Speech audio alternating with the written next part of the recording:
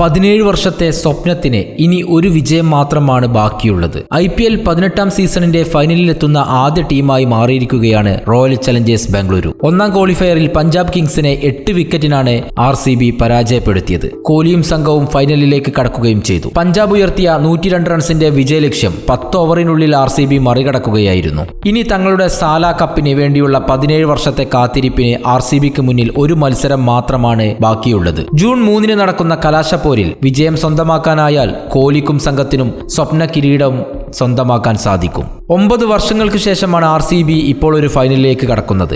RCBയുടെ 4ാമത്തെ IPL ഫൈനലാണിത്. ഇതിനു മുമ്പ് 2009, 2011, 2016 വർഷങ്ങളിൽ കലാശപ്പോരിലെത്തിയെങ്കിലും 3 തവണയും RCBക്ക് കിരീടം നേടാൻ സാധിച്ചിരുന്നില്ല. 18ാം സീസണിൽ വിരാട് കോഹ്ലിയും ടീമും കന്നി കിരീടം ഉയർത്തുന്നത് കാണാനുള്ള കാത്തിരിപ്പിലാണ് RCBയുടെ ലോകമെമ്പാടുമുള്ള ആരാധകർ. കൂടുതൽ IPL വാർത്തകളും വിശേഷങ്ങളും അറിയാൻ ചാനൽ സബ്സ്ക്രൈബ് ചെയ്യുക. നന്ദി.